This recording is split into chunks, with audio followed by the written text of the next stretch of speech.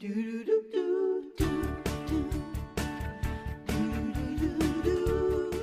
back, everybody. We are back with our first finalists from our home and family home cook contest. Please welcome our kitchen, Tina Gonser. Congratulations. Thank you so much. I'm like over the moon and all the other planets out there.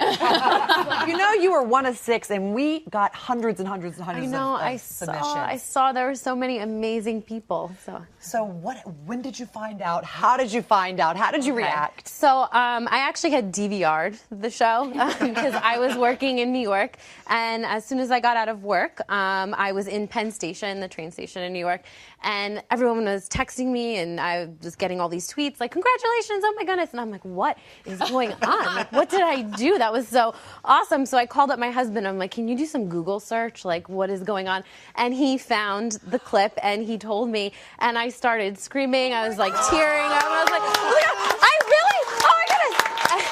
So that's really not a good idea to do in the New York City train station, because then, like, you know, the cops are coming up to you. Are you okay, ma'am? Like, we're all good. I am just amazing. I am amazing. So I'm just amazing. Probably not the best place to be screaming. No. You submitted a really great video. We all loved it. Dan was one of your judges. He was very critical, and he loved this. He is very critical to all of us, Dina. He judges us constantly. He's not supposed to. That's really sweet.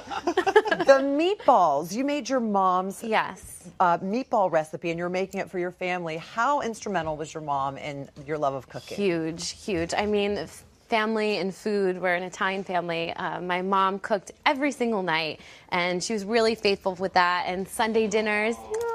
That's my sister and my dad. That's Christmas. I mean, holidays are super, super huge. That was just that's not even all of it. That's just like one course. And so everybody cooks like you in your family? Everybody tries. Not everybody was a finalist, Gwendolyn. No, I have been really fortunate to pick up from a lot of great home cooks in my family. My dad cooks, my mom cooks, my grandma cooks, and keeping us all around that table beyond holidays was really, really special. And as I grew up, I just learned how important that was, and I strive to do that now with my own family and keep the traditions alive. And you've actually made your own kind of traditional pancake with a twist, so this can your children can then potentially make I've moved on from taste testing with my mom to creating my own. Your own. So tell us about these pancakes. Okay, so these are carrot cake. Bring them in, guys. Pancakes. Carrot cake. Yummy. Carrot cakes. Yes, and these came about because right now I am living with my 2-year-old niece and her family because we're renovating a home. And so every morning we get up together and I either make her pancakes or her waffles. You know. Oh gosh, so cute. She wants waffles. She wants waffles. She'll crawl up to my bed in the morning and she is like, you're going to make me waffles. And I'm like, good morning. It's all good. So she's very picky, doesn't want to eat her vegetables kind of thing. So I thought, hey, why don't I sneak in some carrots, grate them into the batter. And then I have my husband who's really obsessed with sweets. Self-proclaimed donut hunter. And so he said, why don't you throw in some kind of brown sugar, maybe make them kind of cake-like, and then we got the cream cheese. You don't have to eat these for breakfast. You can eat these anytime. You can eat these at, like for dessert. You can. I mean, breakfast for dinner. Yeah. You know, it's really awesome if you have a really cruddy day. This is a great way to make it better. So we start with some flour and some granulated sugar. We're going to add in a little bit of salt, and I like to do my dry ingredients separate from my wet ingredients Can I ask you why, as a baker, not as a chef, but as a baker, do you think it's better to add the dry ingredients and then the wet ingredients? I think because when you're mixing them up, you kind of want to get the sifter, you know, that old school sifter, and it mixes all of your dry ingredients, incorporates it instead of them like lumping. Exactly. Glumping, I'm not sure is a word, Glumping, but I tried. Mark and I say often, actually we all say it, words are hard. So don't worry. We make up words in general, all the time. doing a couple things at once. We'll work it into our script here at some point. So I like to take a whisk, and I like to whisk it around. You can, if you want to be fancy, you can use a sifter. That's all well and good. And we're ahead of you with the bacon. What is this bacon? That is candied bacon. I started making that for a Christmas party I was doing for my friends, and it's really, really super, super duper simple. You're just taking some pepper and some brown sugar, and you're dredging the bacon. you want to use a thick cut bacon if you can.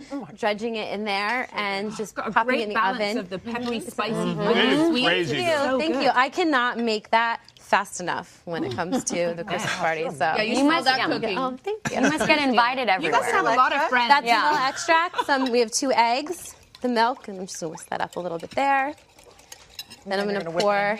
Look at that. Thank you. Beautiful. I'm happy to be your sous chef. Awesome. And then Mix it around. we're gonna mix it around. You don't want to over mix your pancakes either because the gluten will get all You wanna keep funky it in fluffy. there. You want to keep them light and fluffy. So we're gonna mix that around. Yeah, that's also a good tip to share with our audience that if you mix too much, it becomes You can too dense, certainly especially with overmix it. pancakes. Yeah, and I think everyone really likes light and fluffy pancakes that we're into. Yeah, awesome. Very good. So after you're done mixing that up, I usually like to take this particular batter and put it into the refrigerator for about 30 minutes. We're going to add in, fold in our carrots. I've never heard that. Why do you do that? I like to let it sit and set a little bit so it works a little bit easier on the griddle. When Oh, that's a great Penny's tip. losing his mind over the bacon over there. I don't know if you've noticed. And also with your carrots, what I like to do is I like to put them in some paper towel and squeeze out the excess water so it doesn't add any extra water that you don't want into your batter. And then the golden raisins as well? The raisins I like to save for once I pour the batter. I like to sprinkle them in, like you would do with maybe chocolate chips or something like that. And the raisins, of course, are optional. Some people don't love it. So do we put this in the So refrigerator? you're going to put this in the refrigerator? Oh. Dina, open our refrigerator, would you? I can't. I'll get rid of this. Open our Okay. refrigerator. I'm excited.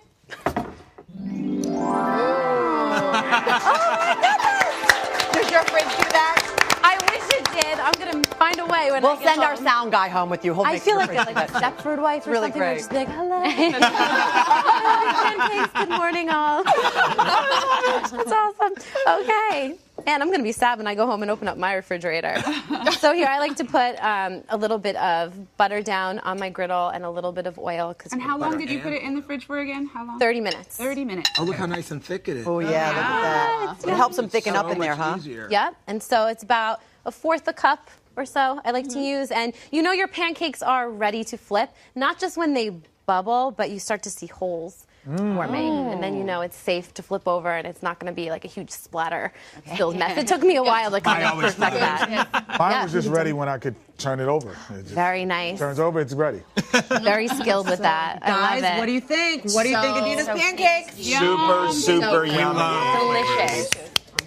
Oh, you The can't forget bacon the cream crazy. cheese. Oh, put the cream cheese on it. I've got the brown sugar cream cheese all up in there. You have some brown sugar simple syrup, which is your secret weapon. And you put that into the cream cheese, whip it up. We can get the recipe for your cream cheese sauce there too. Yes, that's all on my blog, dishitgirl.com.